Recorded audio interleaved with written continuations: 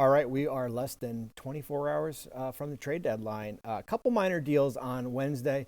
We're going to do little ones. We're going to do big ones. We'll do ones in between. We're going to be consistent as far as getting the message out, as far as how these trades impact teams here. Tomorrow might be a little bit hectic, but we will do our best. So the first deal, KZ Okpala goes to Oklahoma City.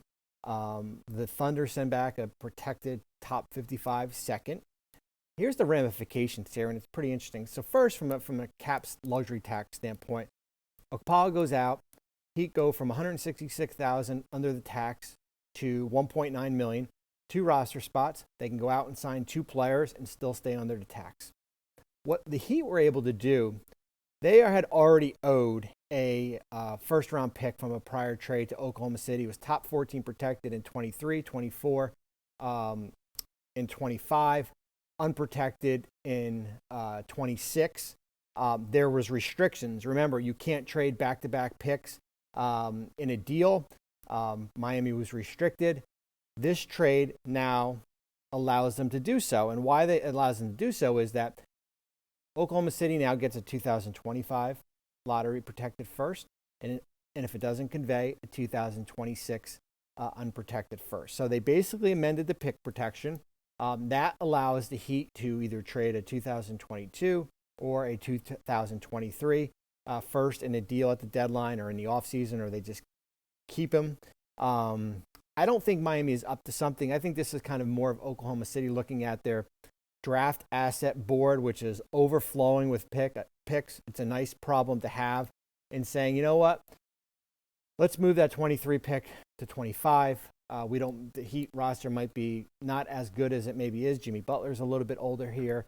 And it was a win-win for both teams here. So that's kind of the cap minutia.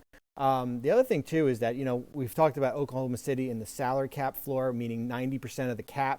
You have to hit a number. If you don't, you get a distribution back to your players. So Okpala makes about $1.8 million.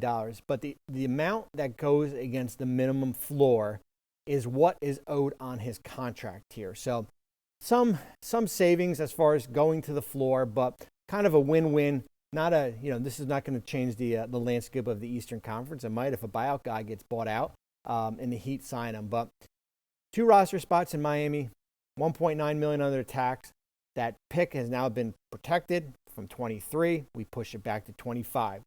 So that's one deal there. The other deal, 3-teamer. San Antonio, Portland, and Utah.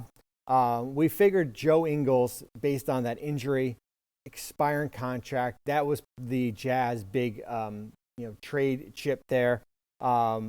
He goes to Portland. Elijah Hughes goes to Portland. Both guys are on expiring contracts. Portland flips Tomas Satoransky, who they just got in a trade, to San Antonio. Remember, players who you get in a trade can still be dealt as long as their contracts are not aggregated here as far as combined with money. So Satoransky goes to San Antonio. Nickeil Alexander-Walker, a nice young guard, goes to Utah.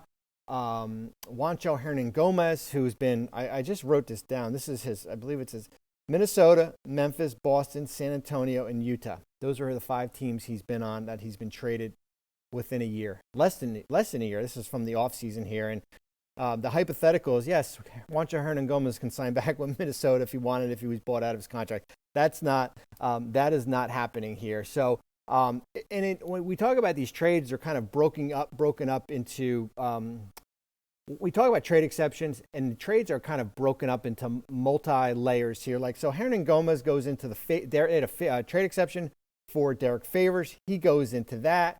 That created a $9.8 million trade exception for the Jazz. It's basically the difference of the Ingles contract and the Nickeil Alexander-Walker contract.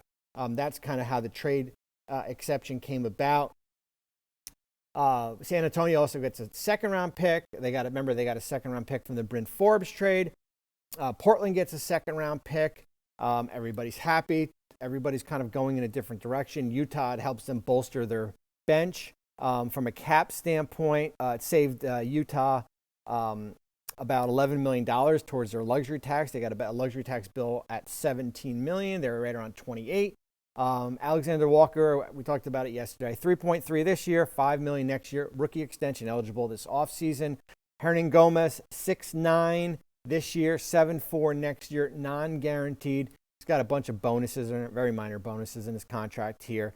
So it gives him, for a team that was going to be in a luxury tax, still are, it gives them 2 players that can, certainly help for their bench, and it was certainly worth a flyer.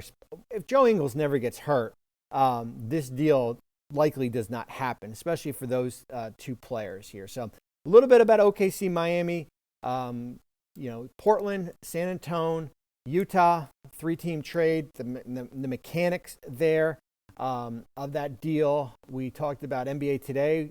If you go on YouTube, you can check out, we did a segment on Bradley Beal, the Grizzlies, also the Knicks. But we're 24 hours away, man. We're still waiting to see. I don't think there's a deal to be made for Harden Simmons. That's my take on this. We'll talk about it more tomorrow. But that's it. Happy pre-trade deadline, and hopefully everyone has a great night. Thank you for watching ESPN on YouTube. For live streaming sports and premium content, subscribe to ESPN+.